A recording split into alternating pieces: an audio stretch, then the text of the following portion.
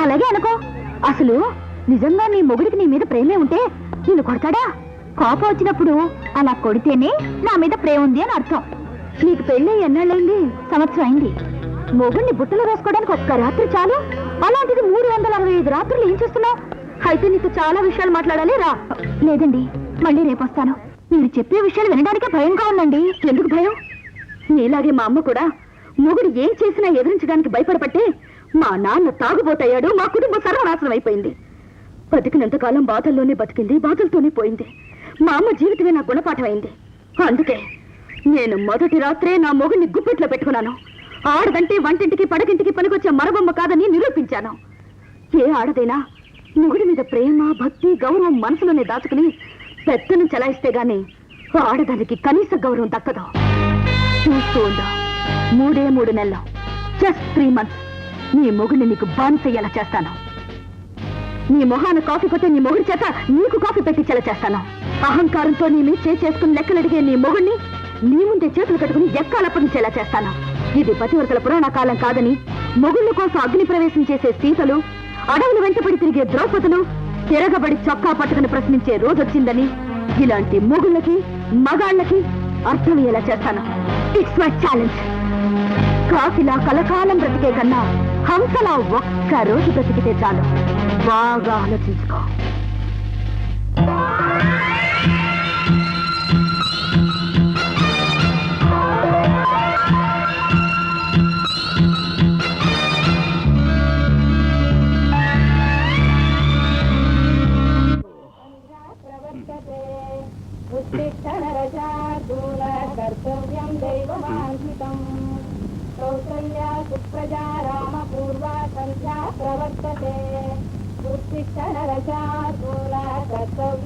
లక్ష్మి, లక్ష్మి,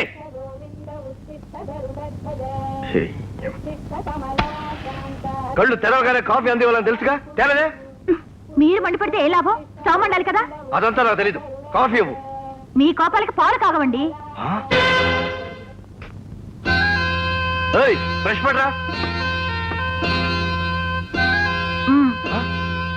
పళ్ళు తోముకునే బ్రష్ అడిగితే bathroom brush తీసుకొచ్చావా? ఏ నా పళ్ళు బాత్రూమ్ కంపు కొడుతున్నాయా? ఏ బ్రష్ కావాలో చెప్పకుండా బ్రష్ పట్రా అంటే ఎలా తెలుస్తుంది?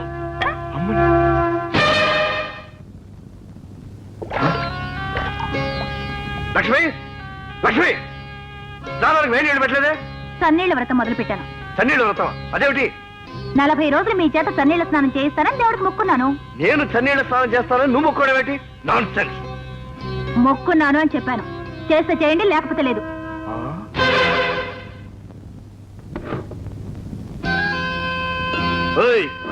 లక్ష్మి, అబ్బబ్బా, ఎందుకు అరుస్తారు? టిఫిన్ ఎక్కడ? సరుకులన్నీ నిండుకున్నాయి, టిఫిన్ చేయలేదు. వెళ్ళి హోటల్లో తినండి. నేను హోటల్లో తింటావా? సస్తే తిన్నా. అది మీ ఇష్టం.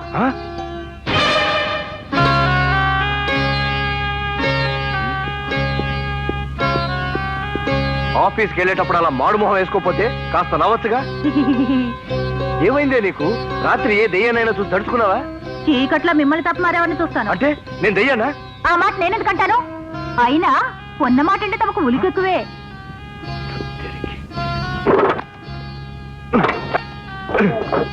ఇది కూడా మొరాయిస్తుంది. లాగి ఒక్కటిస్తే అదే దారిలోకి వస్తుంది.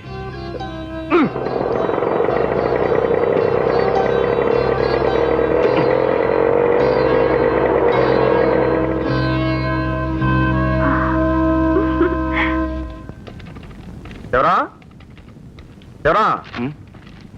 ఏమిటే అంత దీర్ఘంగా ఆలోచిస్తున్నావు? ఏం లేదు సార్, మా పక్కింట్లో చిత్ర విచిత్రాలు జరుగుతున్నాయి. ఏమిటో ఆ చిత్ర విచిత్రాలు? ప్రతిరోజు బ్రష్ మీద పేస్ట్ వేసి తీసుకొచ్చి ఇచ్చే మంచి పెళ్ళాం ఈ రోజు బ్రష్ అడిగితే బాత్రూమ్ క్లీన్ చేసే బ్రష్ తీసుకొచ్చి ఇచ్చిందండి. ఆ వ్యధవను లిటర్ని కమ్ముకుంటుందేమో.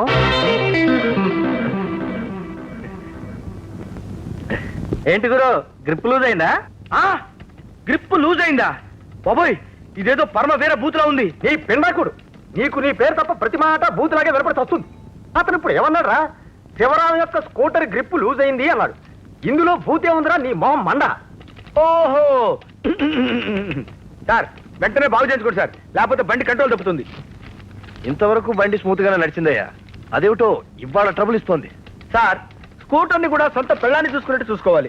స్కూటర్ అయినా సొంత పెళ్ళామైనా సరిగ్గా చూసుకోకపోతే మాట వినవు. అందుకే పెళ్ళానికి తీసుకెళ్ళినట్టు రోజు ఓ మల్లెపూల దండ స్కూటర్ కూడా తీసుకెళ్ళి వేయాలి సార్. రోజు మల్లెపూల దండ తీసుకెళ్తే మాట వింటుందా? ఓ 10 రూపాయలు మల్లెపూలు. ఏంటి బాబు ఇంట్లో పెళ్ళతో గొడవ పడ్డావా? ఆ విషయం నువ్వెలా కనిపెట్టావు? ఎలాటర్ రోజుల్లో 10 రూపాయలు మల్లెపూలు కొనుక్కెళ్తున్నారంటే భార్యని కాకబట్టడానికిగా. నాకు తెలుసులే బాబు.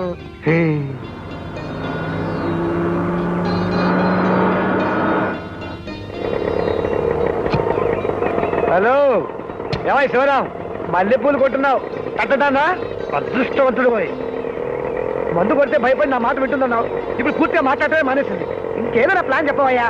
ఆ పరిస్థితే ఈ కావోయే.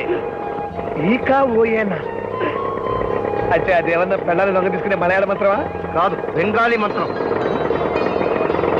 మీరెవరండి? ఈకా ఓయే అంటే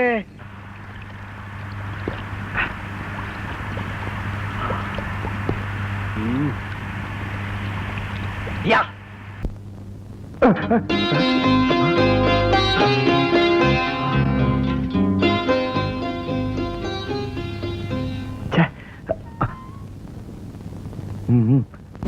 లక్ష్మి.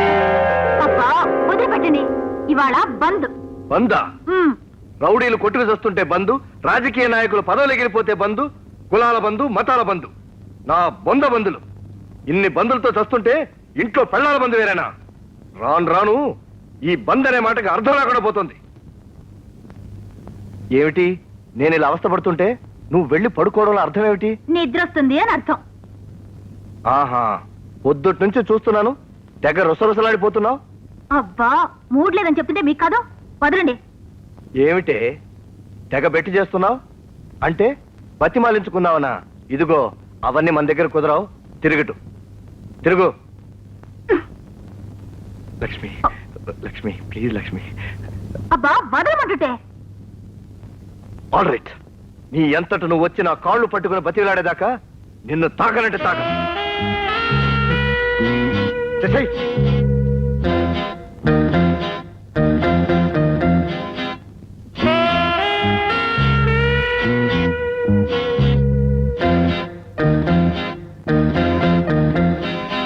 ఓయబ్బో, ఈ బెదిరింపులకేంలే. ఇలా శపథాలు చేయడం, ఏ అర్ధరాత్రి పక్కల దూరి కాళ్ళు పట్టుకోవడం ఎవరికి తెలీదు. ఇదిగో అలాంటి ఆశలేం పెట్టుకో మాకు. నా సంగతి నీకు తెలీదు. నాకు విల్ పవర్ చాలా ఎక్కువ. చెప్పాను కదా, మగవాడి ఆటలు ఎక్కడన్నా సాగుతాయి గాని బెడ్రూమ్ లో సాగవు. ఆయన నా మీద అలిగారు. అలగడం ఆడవాళ్ళ జన్మ హక్కు. అసెంబ్లీ నుంచి వాకౌట్ చేయని ఎమ్మెల్యే కాదు. మొగుడి మీద అలిగి పుట్టింటికి వెళ్ళని ఆడది కాదు. నిజంగానా? అవును. అసలు ఆడపిల్లని అత్తవారింటికి పంపించేటప్పుడు పుట్టింటి వాళ్ళు పెట్టేస్తారు. ఎందుకనుకున్నావు? మొగుడి మీద కోపం వస్తే ఆ పెట్టె పట్టుకుని పుట్టింటికి వెళ్ళడానికి. అలాగే పరుపు మంచం ఎందుకు ఇస్తారనుకున్నావు? మొగుడి మీద కోపం వస్తే ఇది నా మంచం అని మొగుడికి కిందకు తోసేయడానికి. చలిమిడి ఎందుకు ఇస్తారో తెలుసా? దాన్ని మొగుడి చేత తినిపించి అతన్ని చలిమిడి ముద్ద చేసుకోవడానికి. ఏమోనండి, నాకు భయంగా ఉంది. ఇప్పుడు తెలుసుకున్నావు కదా, ఏదో ఒక గొడవ పెట్టుకుని పుట్టింటికి వెళ్ళిపో. పుట్టింటికా? అమ్మో, వెళ్తే ఆయన తంటారు. తంతే ఆ వంకతోనే పుట్టింటికి వెళ్ళిపో. మగవాడు ఏదైనా భరిస్తాడు గాని పెళ్ళంతరను వదిలేస్తే భరించలేడు. నిన్ను వెతుక్కుంటూ వస్తాడు. ఆ తర్వాత నిన్ను జన్మలో తన్నడు. పుట్టింటికి వెళ్తావు కదూ? సరే. మొత్తం 1460 రూపాయలు అయిందమ్మా. అంతే కదా, డబ్బు తర్వాత ఇస్తానో లెక్క రాసుకో. మీ ఇష్టం అమ్మా. మీరెంత ఆలస్యంగా ఇస్తే నాకంత లాభం. వడ్డీ వేసి తీసుకుంటాను కదమ్మా. చీరలు మాత్రం మా దగ్గర వేస్తారమ్మా. వెళ్ళొస్తారమ్మా.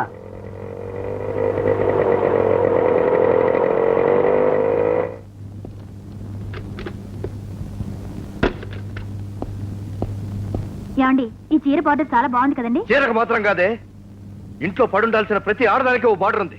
ఆ హద్దు దాటితే ఏమిటి సరదాగా బట్టలు కొంటే పెద్ద హద్దులు హక్కులు అంటున్నారు? నన్ను అడగకుండా ఇవన్నీ ఎందుకు కొన్నావే? అంటే ఎవరో చెప్తేనే మీ పనులన్నీ చూస్తున్నానా? ఇలా మాటకు మాట ఎదురు చేస్తే నాకు ఒళ్ళు మండుతుంది. ఎందుకు అరుస్తారు? మీకే కాదు, నాకు ఉంది పెద్ద గొంతు, నేను అరవగలను. ఏమిటి, ఎందుకు నేను ఊరుకుంటే మరీ మితిమీరిపోతున్నావు? ఇలా పిచ్చి పిచ్చిగా వాగావంటే పళ్ళు రాలగొడతాను. గాజులు తొడుక్కున్నా నేను ఆ పని చేయగలను. ఏం తల్లి ఆ వంకతోనే పుట్టింటికి వెళ్ళిపో. మగవాడు ఏదైనా భరిస్తాడు గాని పెళ్ళంతరను వదిలేస్తే భరించలేడు. నిన్ను వెతుక్కుంటూ వస్తాడు. థ్యాంక్స్.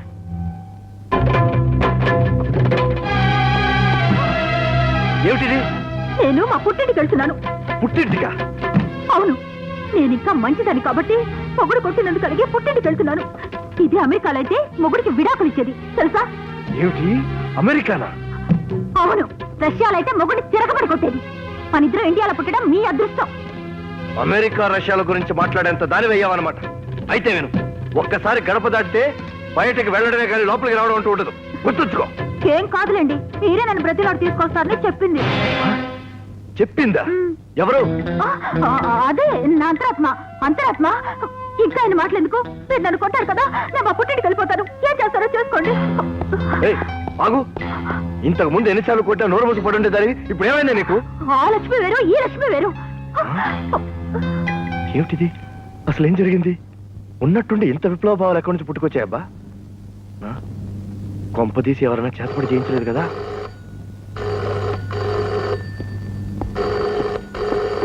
హలో. ఏం లేదయ్యా, ఇప్పుడిప్పుడే నా భార్య కంట్రోల్లోకి వస్తుంది. ఇంకా అలాంటి టెక్నిక్లు ఏమైనా ఉంటే చెబుతారా? ఉండండి సార్, నేనే ఈకావోయే. ఈక పోయేనా అంటే? అది నా పరిస్థితి. హలో శివరాం, టెన్షన్ పెట్టి చంపేస్తున్నావయ్యా. పూరీలు లేవు సార్, దోశలు తెచ్చా. ఏమిటా శివరాం, టిఫిన్ హోటల్ నుంచి తెప్పించుకుంటున్నావు? జస్ట్ చేంజ్ కోసం. కొయ్యి గురు, మీ ఆవిడ పుట్టింటికి వెళ్ళిన సంగతి మాకు తెలియదు అనుకున్నావా? ఏమిటి కొత్త కథ చెప్తున్నావు? ఏంటి శివరాం, మీ భార్య పుట్టింటికి వెళ్ళిపోయిందా? అదంతా ఏం లేదు సార్, ఒంట్లో బాగాలేకపోతే ఆసుపత్రికి వెళ్ళింది అంతే. ఏది గురుగారు, ఫేస్ ఒకసారి ఇటు చూపించండి. ఇంత పెద్ద సూట్ కేసు తీసుకొని ఎక్కిళ్ళు పెట్టుకుంటూ హాస్పిటల్కి వెళ్ళిందా? మాకు తెలియదులే. అలా కాదు, ఎప్పుడు, ఎలా, ఎక్కడ, ఎట్లా వెళ్ళింది అదిగా చెప్పు. అది సార్, ఆ డాక్టర్ కి మా ఆవిడ ఒక్కటే పేషెంట్, ఇన్ని మందులు రాసిచ్చింది. ఆ మందులు చూపించడానికి డాక్టర్ దగ్గరికి వెళ్ళింది అంతే. ఊరుకోండి సార్, మీ ఆవిడ మిమ్మల్ని ఎదిరించి పుట్టింటికి వెళ్ళిపోయింది అంతే. నో, అంత అబద్ధం. సరే, సాయంత్రం ఆఫీస్ అయ్యాక అందరం మీ ఇంటికే తగలడతాం.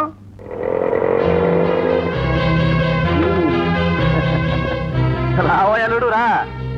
ఏమిటి ఇంకా రాలేదని ఆలోచిస్తున్నా? లక్ష్మి ఎక్కడ? నాడెక్కి కూర్చుందిగా. దాన్ని కిందికి ఎలా దించాలో నాకు తెలుసులేండి.